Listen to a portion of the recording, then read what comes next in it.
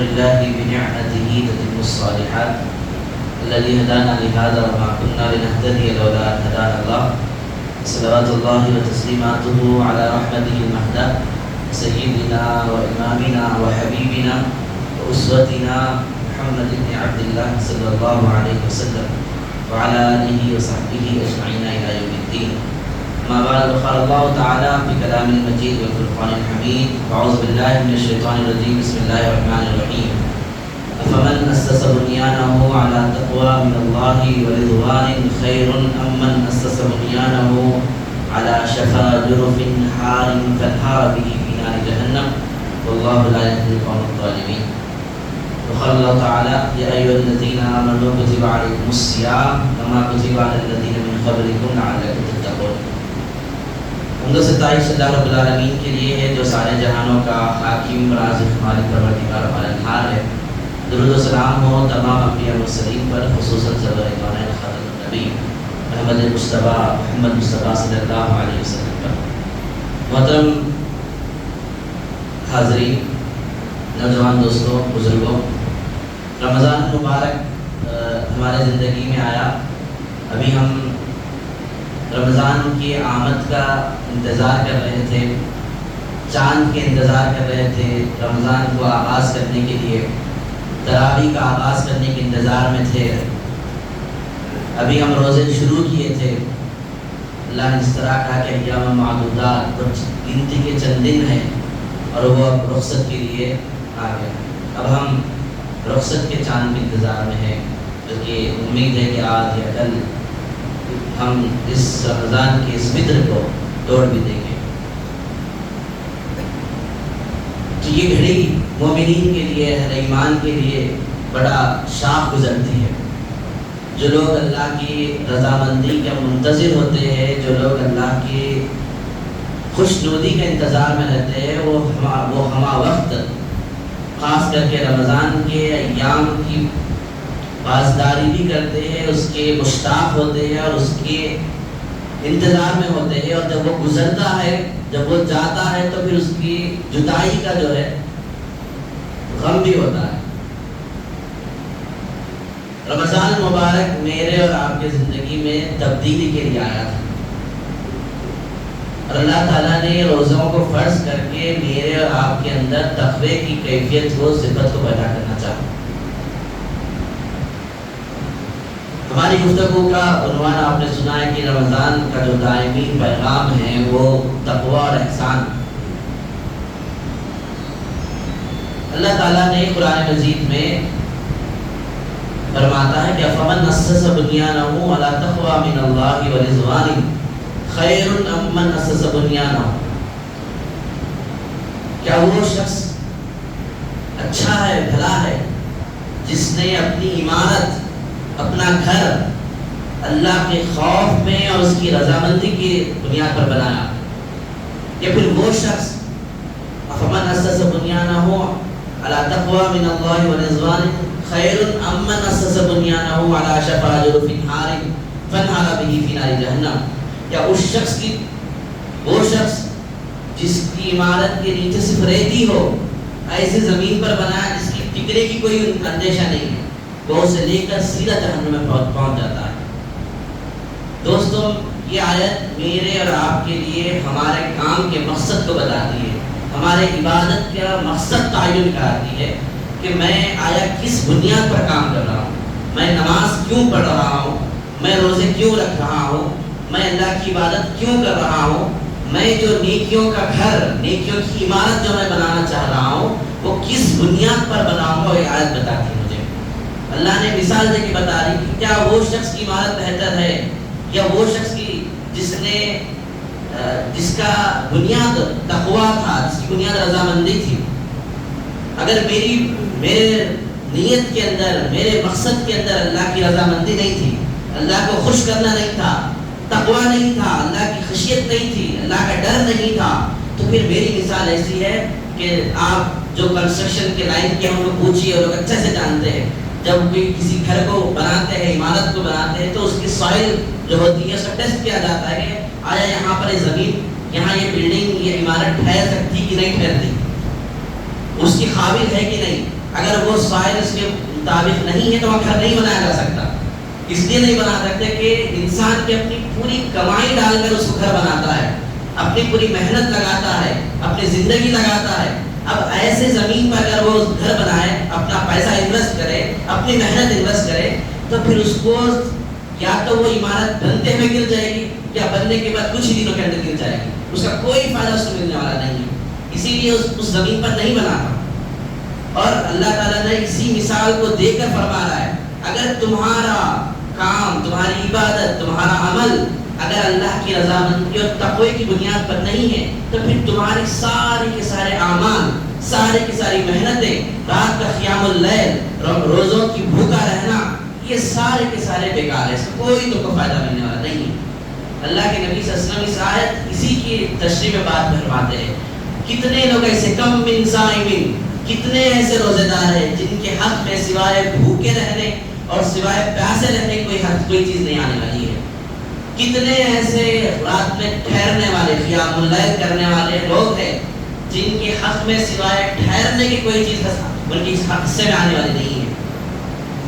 تو سب سے بنیادی چیز یہ کہ میں جو کام کر رہا ہوں, میں جو عمل کر رہا ہوں, میں روزے رکھ رہا ہوں, میں قرآن مجید پڑھ رہا ہوں, میں قرآن مجید کو سمجھنے کی کوشش کر رہا ہوں, اس کی دعوت لوگوں کو دے رہا ہوں, میں نوافل پڑھ رہا ہوں, میں تراویح پڑھ رہا ہوں, میں قیام اللیل کر رہا ہوں, یہ سب کے پیچھے میرا بنیادی میرا جو مقصد ہے وہ اللہ کی رضامندی, اللہ کو خوش کرنا ہے. بس کے پیچھے تقویٰ ہے. اللہ تعالیٰ نے اسی تقوی کو, اسی کیفیت کو, اسی روش کو پیدا کرنے کے لیے روزے رکھا ہے تاکہ لعلکم تتقون, تمہارے اندر تقوی کی صفت پیدا ہو. تقویٰ کسے کہتے ہیں؟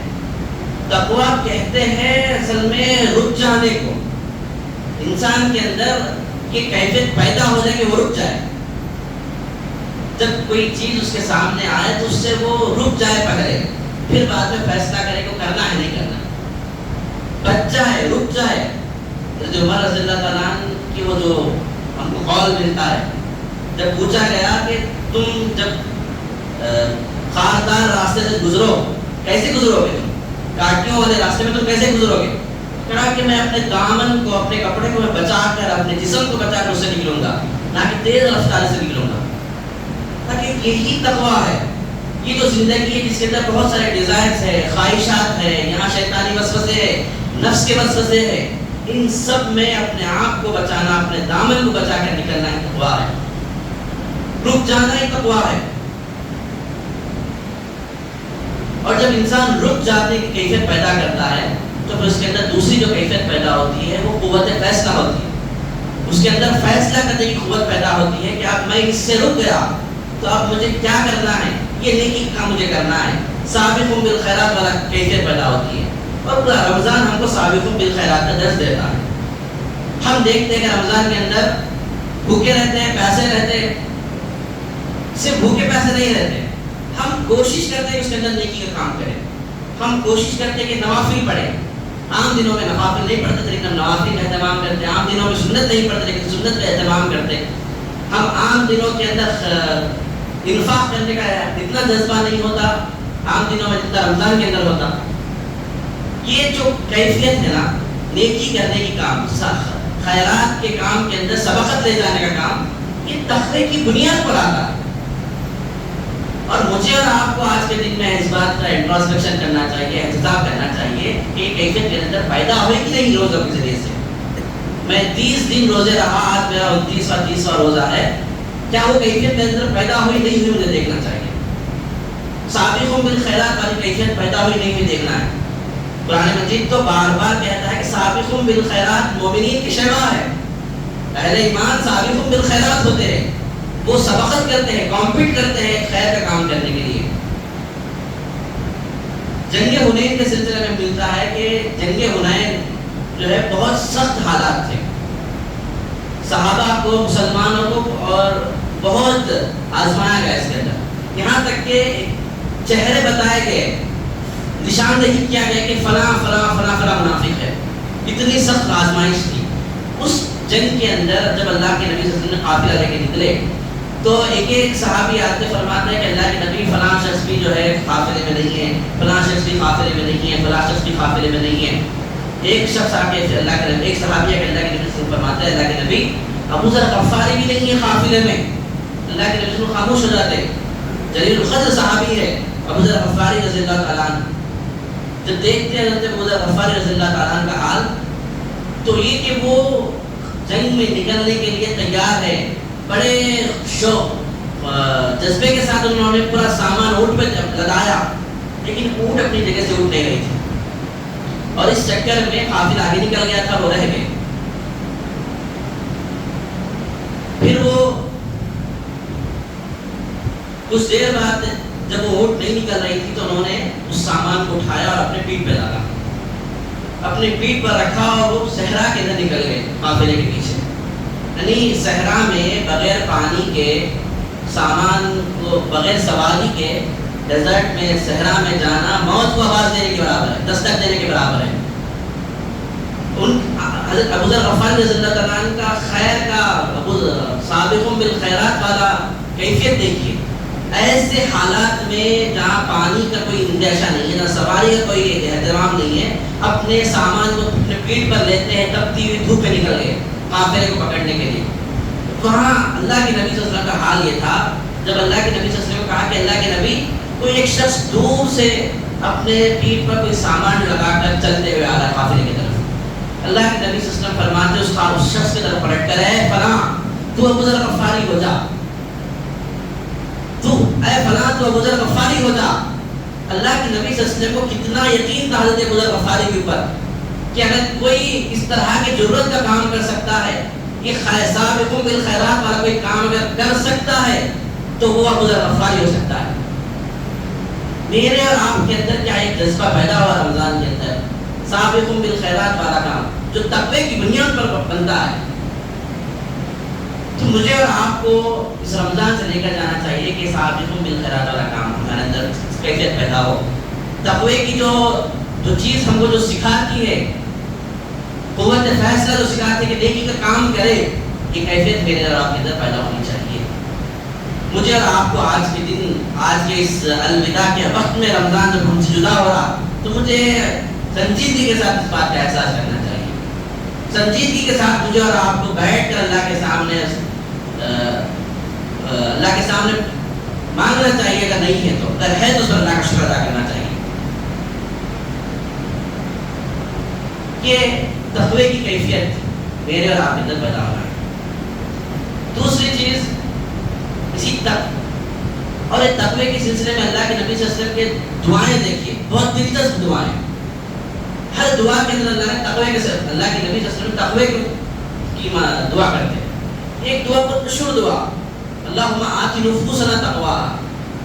جب کوئی انفرادی میں کہتا اللہم آتی نفسی تقواہا، اللہ تعالیٰ میرے نفس کو تقوی سے پارا بنا دے. اللہم آتی نفسی تقواہا وزکیہا انت خیر من زکاہا انت ولیہا و مولاہا. تو تزکیہ کرے تو بہترین تزکیہ کرنے والا ہے. انت ولیہا و مولاہا، تو میرا ولی ہے و مولا ہے. اس طرح کے بہت سارے دعائیں ہم کو ملتے ہیں اللہ کے نبی صلی اللہ علیہ وسلم کی، کہ ہم کو تقوی کے سلسلے میں مانگا گیا کہ تم تقوی مانگو اللہ تعالیٰ سے. دوسری چیز، اسی چیز سے نکلی ہوئی چیز ہے احسان. جب انسان کے اندر تقوی کی صفت پیدا ہوتی ہے، تقوی جب بیٹھ جاتا ہے، تو اس کا دوسرا جو ریفلیکشن ہے، جو اظہار ہوتی ہے، وہ ہے احسان. دیکھیے دو چیزیں ہیں، انسان اپنے اوپر اس کا گورننس میں دے دینا چاہیے. دو چیزوں کے انڈر دے دینا چاہیے انسان ہمیشہ، ایک ہے تقوی، دوسرا احسان. اس کو عام الفاظ میں سمجھنے کے لیے کہ تقوی اللہ سے ڈر کر کوئی کام سے رک جائے، اور احسان یہ ہے کہ اللہ کی محبت میں کوئی کام دے. اللہ کے نبی صلی اللہ علیہ وسلم بیٹھے ہوئے تھے، ایک شخص آتا ہے سفید کپڑے پہنے ہوئے، ایسا لگ رہا تھا کہ وہ دیکھ کر کوئی مسافر بھی نہیں ہے، اور کو کبھی کسی نے دیکھا نہیں. عمر رضی اللہ عنہ اس روایت کو فرماتے ہیں، اس حدیث کی روایت کرتے ہیں، اتنے سفید کپڑے پہن کر اتنے احسن انداز میں تھے کہ کبھی ہم نے ان کو دیکھا نہیں مدینہ کے اندر. وہ آتے اللہ کے نبی صلی اللہ علیہ وسلم کے پاس قریب بیٹھ جاتے، آپ کے رانوں پر آپ ہاتھ اپنے ران لگا کر، اپنے پیر لگا کر بیٹھتے، آپ کے ہاتھ آپ رکھتے اور نبی صلی اللہ علیہ وسلم سے بہت سارے مختلف سوال کرتے، اسلام کو لے کر، اسلام، ایمان، سب چیزیں سوال کرتے. اس سے کافی سوال کرتے کہ میں احسان کیا ہے؟ اللہ کے نبی صلی اللہ علیہ وسلم فرماتے ہیں کہ ان تعبد اللہ کانک تکن تراہ فإن لم تکن تراہ فإنہ یراک.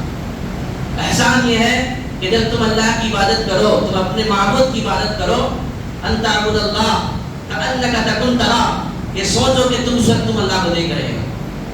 فإن لم تکن تراہ فإنہ یراک، چونکہ تم اللہ کو نہیں دیکھ سکتے تو تم یہ احساس کرو کہ وہ تم کو دیکھ رہا ہے.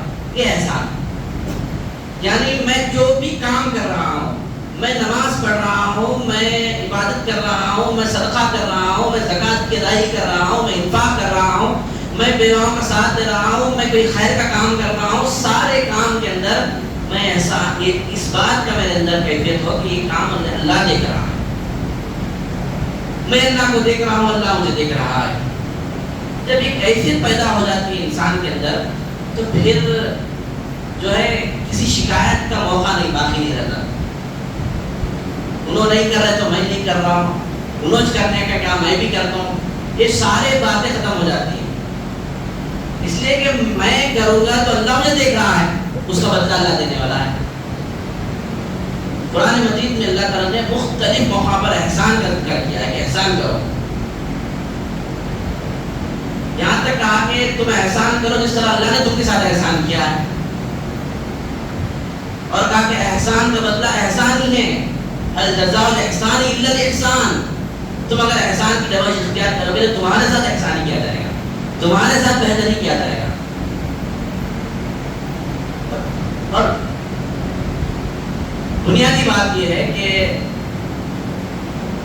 اللہ تعالیٰ نے الذی خلق الموت والحیات لیبلوکم ایکم احسن عملا، اللہ تعالیٰ نے زندگی اور موت کو اس لیے بنایا کہ دیکھے تم میں کہ احسان کے درجے پر کون عمل کرتا ہے.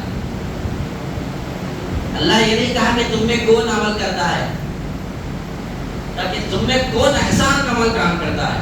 احسن عملا، یہ بہت بنیادی بات ہے، بنیادی چیز ہے. میں کام تو کر رہا ہوں، میں عبادت تو کر رہا ہوں، لیکن اس عبادت کے اندر احسان نہیں ہے تو پھر ایسے کام کی کیا ضرورت ہے؟ کیا امتحان میں ہم پاس ہوں گے؟ زندگی موت کو اللہ نے بنایا اس لیے کہ تم میں کون بہتر عمل کرے. یہ تو امتحان ہے نا، میرے اور آپ کے امتحان کا ہے. اور اس کے اندر میں اچھا نہیں لکھوں، میں اچھا نہیں پڑھ کر جاؤں، میں اچھا پرفارم نہیں کروں گا تو پھر میرے نمبرات کیسے ملیں گے؟ زندگی کے اندر بھی ویسے ہی ہے. میں زندہ رہتے ہوئے اچھا کام، بہترین کام نہیں کروں گا، احسان والا کام نہیں کروں گا تو پھر میرے لیے کامیابی کا کیا راستہ ہے؟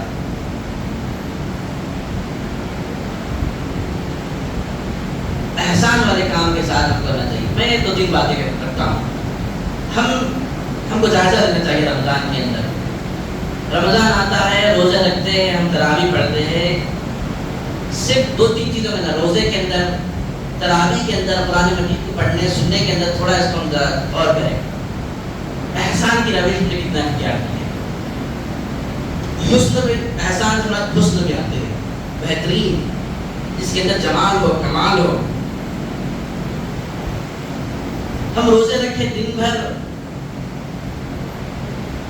بھوکے رہے، پیاسے رہے، تو اس کے اندر ہم کتنا احسان کا کام ہے. ہم جو بھی کام کریں کتنے حسن کے ساتھ کیے. مجھے اور آپ کو غور کرنا چاہیے اس پر. میں تراویح میں، یہاں ہم تراویح کا اہتمام کریں. تراویح کے اہتمام میں ہم کتنا بہترین انداز میں قرآن سنایا اور قرآن سنا. قرآن سنتے ہوئے ہم کتنا احساس کریں اپنے اندر کہ یہ اللہ کا کلام ہے جو پڑھا جا رہا ہے، میں اس اللہ کے کلام کو سن رہا ہوں. یہ احسان ہے. قرآن پڑھ لینا تو ٹھیک ہے، نیکی ہوگی، لیکن جو پڑھا جا رہا ہے اس پر غور و فکر کرنا، اس کا مزہ لینا، اس کی جو لذت ہے قرآن مجید سنتے ہوئے اس کو لینا، یہ احسان ہے. اللہ کے سامنے ہم سجدے کر رہے ہیں، 20 رکعت 20 کو آپ 2 کریے، 40 مرتبہ آپ سجدہ کرتے ہیں. سجدے کے اندر کتنا آپ کا احسان کا رویش رہی کہ میں اللہ کے سامنے میرا نماز ٹک رہا ہوں. وہ خدا جس نے مجھے پیدا کیا ہے، جس نے مجھے پالا ہے، جس نے مجھے نعمتوں سے نوازا ہے، اسلام دیا، زندگی دی، ماں باپ دیے، بچے دیے، بچوں کی نعمت سے نوازا، ساری خوشی دی، دولت دی، مسلمان بنایا.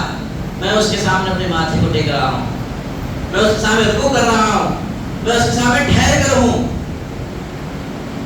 یہ احساس ہم نے کیا کہ پھر ایسے ہی بس ایک تھا 8:30 بجے جماعت ٹھہرتی تھی، پڑھ لیے، تیز حافظ صاحب قرآن پڑھ دیے. کیا پڑھے حافظ صاحب کو نہیں معلوم، کیا سنے مختلفوں کو نہیں معلوم، اور چلے گئے. میں ہمیشہ بولتا ہوں قرآن مجید پڑھتے ہوئے احساس ان کو آنا چاہیے. اللہ کا کلام میں سن رہا ہوں اور وہ کلام مجھے سمجھ میں نہیں آ رہا ہے. کیا کم بختی ہے میری، افسوس کی کم بختی ہے میری کہ اللہ کا کلام، اللہ مجھ سے بات کر رہا ہے، اس بات کو میں سمجھ نہیں سک رہا ہوں. افسوس. اور افسوس عالم یہ ہے کہ میں اس کو سمجھنے کی کوشش بھی نہیں کر رہا، بس اس کو سر پہ رکھ کر کہہ رہا ہوں کہ یہ بڑا اللہ کا بابا کا تھوڑا کلام ہے. یہ احسان نہیں ہو سکتا. احسان تو مجھے اور آپ کو احسان کے درجے پہ لے جانا چاہتا ہے. 30 دن مسلسل قرآن مجید کو سننا اور احساس کرنا کہ اللہ کے کلام کو ہم ٹھہر کر ترتیب کے ساتھ سن رہے ہیں، اور اس جوش کے ساتھ سن رہے ہیں کہ اس میں ہم کو مزہ آ رہا، اس میں لذت مل رہی ہم کو. تو یہ احسان کے روش پر ہم کو جانا چاہیے، ہمارے اعمال کا ہم کو جائزہ لینا چاہیے. یہ 2 چیزیں جس کے گورننس میں ہمیں اپنے آپ کو حوالے کر دینا چاہیے، تقویٰ ہے، دوسرا احسان. یہ دونوں کی چیزیں جب دے دیں گے انسان، تو پھر انسان کی زندگی اللہ تعالیٰ کو راضی کرنے کے لیے ہوگی، اس کے اعمال اللہ کو راضی کرنے والے ہوں گے. اس لیے کہ جو بھی کرتا جمالیات کے ساتھ کرتا ہے، کمالیات کے ساتھ کرتا ہے، وہ بڑے خوش نصیبی کے ساتھ کرتا ہے، حسن کے ساتھ کرتا ہے، اور اللہ سے ڈرتے ہوئے کام کرتا ہے.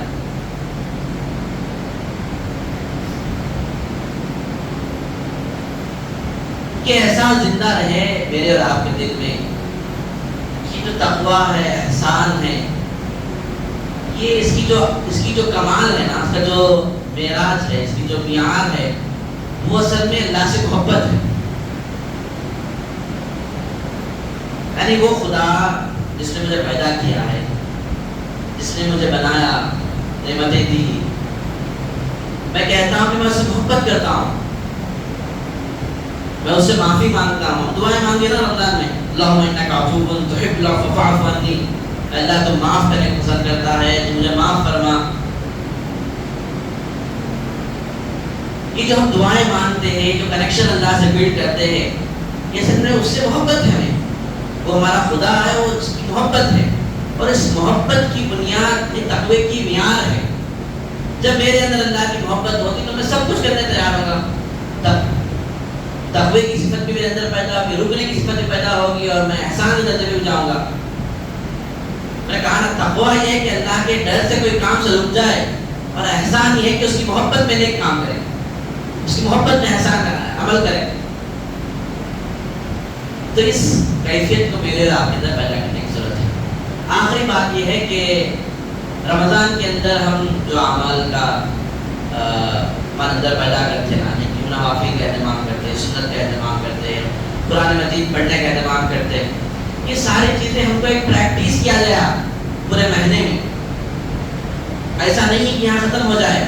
ان اعمال کی حفاظت کرنا بھی ضروری ہوتا ہے، ورنہ ہمارے اعمال ایسے اٹھ جاتے، ہدم کر لیے جاتے. وہ بولتے نا کہ فارمیٹ ہو گیا، وہ حالت ہو جاتی، فارمیٹ ہو جاتا پورا. 4-5 چیزیں ایسی ہے جس کی بنیاد پر انسان کے اعمال ختم ہو جاتے ہیں. جس میں سب سے پہلی چیز اللہ نے کہا کہ شرک ہے. اگر انسان اعمال پہ اعمال کرتے جائے، نیکی پہ نیکی کرتے جائے، لیکن اس کے بعد اگر وہ شرک کا ارتکاب کر لے، پھر اس کے اعمال ختم ہو جاتے ہیں. لیکن اشرکت لیحبطن عملک، اللہ کے نبی صلی اللہ علیہ وسلم کو مخاطب کر کے فرمایا اللہ کے نبی تم شرک نہ کرو. لیکن اشرکت لیحبطن عملک، اگر تم شرک کرو گے تو تمہارے اعمال ہدف کر دیے جائیں گے، ختم کر دیے جائیں گے. شرک جو ہے صرف کسی مندر پہ جا کر یا کسی بت کے سامنے جا کر عبادت نکالنا ہی نہیں ہے، وہ تو علانیہ ہے. ایک شرک یہ بھی ہے کہ آرائیت من اتخذ الہہ ہوا، تاکہ کیا تم نے اس شخص کو دیکھا جس نے اپنے نفس کو اپنا الہ بنا لیا، اپنا خدا بنا لیا، جو نفس کے پیچھے جاتا، نفس کی منمانی، نفس کی منچاہی زندگی، جو خواہش آئی اس خواہش کو پورا کرے. رمضان تک تو اپنے آپ کو روکے رکھ کرے، اس کے 11 مہینے بے لگام. فرمایا کہ ایسے شخص کے اعمال ختم کر دیے جائیں. رمضان روزے پہ روزے رکھیے، تہجد پہ تہجد پڑھیے، قیام اللیل کیا، قرآن پہ قرآن مکمل کیا، اعمال کا ذخیرہ جمع کیا رمضان کے اندر، لیکن ایک کام ختم، فارمیٹ ہو گیا پورا. اللہ کے نبی صلی اللہ علیہ وسلم فرماتے ہیں کہ اللہ تعالیٰ کو زمین، اس آسمان کے نیچے اور اس روح زمین کے اوپر سب سے سخت ناگوار کوئی عمل ہے تو وہ یہ کہ انسان اپنے نفس کو الہ بنا لے. بہت سخت وحید ہے اللہ کے نبی صلی اللہ علیہ وسلم کی. آسمان کے نیچے اور زمین پر اللہ کو کوئی ناگوار چیز، ناپسندیدہ چیز کوئی ہے تو وہ یہ کہ انسان اپنے نفس کو خدا بنا لے. مجھے اور آپ کو دیکھنا چاہیے کہ ہم کتنا اپنے نفس کو خدا بنا کر بیٹھے ہیں، اپنے نفس کی مانتے ہیں، کتنا ہم اپنے نفس کو ختم رکھتے ہیں. اس طرح اعمال ختم ہو جانے کی بہت ساری چیزیں ہم کو ملتے ہیں. یہاں تک ملتا ہے کہ اللہ کے نبی صلی اللہ علیہ وسلم کی آواز سے اونچی کرنا بھی آپ کے آواز ختم ہو جاتے ہیں.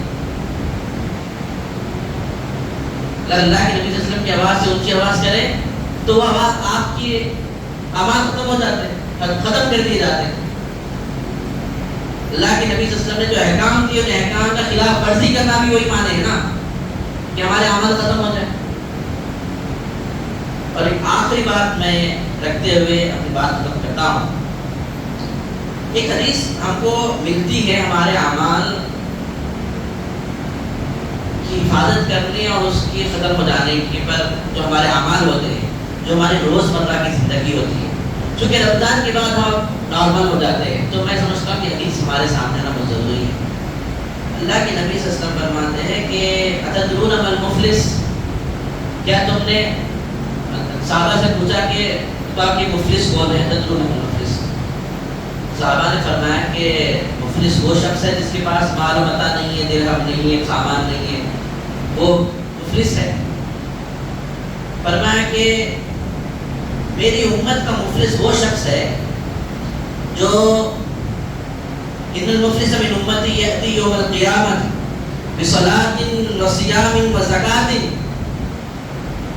میرے امت کا مفلس شخص، بھکاری شخص وہ ہے جو کل قیامت میں بہت سارے نمازیں، بہت سارے روزے، بہت سارے اعمال لے کر آئے گا، لیکن اس کے ساتھ میں وہ اور بھی لے کر آئے گا یہ کہ وَيَأْتِي قَدْ شَتَمَ هَٰذَا، اس نے کسی کا حق مارا ہوگا، وَقَذَفَ هَٰذَا، کسی کو قتل کیا ہوگا، وَشَتَمَ هَٰذَا وَقَذَفَ هَٰذَا وَأَكَلَ مَالَ هَٰذَا، اس نے کسی کا مال کھایا ہوگا، اس نے کسی کو مارا ہوگا، کسی کی زمین ہڑپ لی ہوگی، وَسَفَكَ دَمَ هَٰذَا، کسی کو اس نے قتل کیا ہوگا، وَضَرَبَ هَٰذَا، کسی نے کسی کو اس نے مارا ہوگا، فَيُعْطَىٰ هَٰذَا مِنْ حَسَنَاتِهِ وَهَٰذَا مِنْ حَسَنَاتِهِ، تب اس کا حال یہ ہوگا کہ اللہ تعالیٰ اس کے مظلومین کو اس کے نیکیاں نکال کر اس کو دے دیے جائیں گے، سارے کے سارے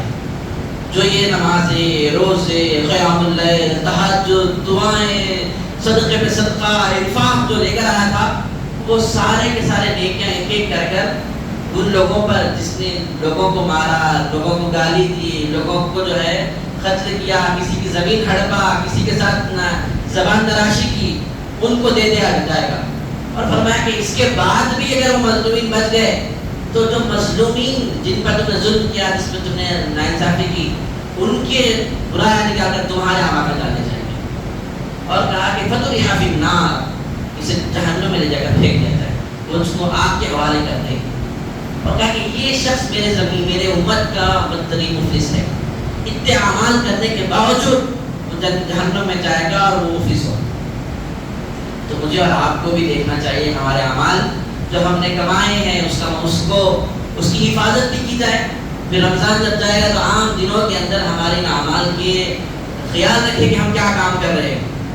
اللہ کے نبی صلی اللہ علیہ وسلم فرماتے ہیں کہ ایک ہاتھ ہی کام ایسا ہوتا ہے کہ وہ جنت میں جانے والا شخص جہنم میں چلے جاتا.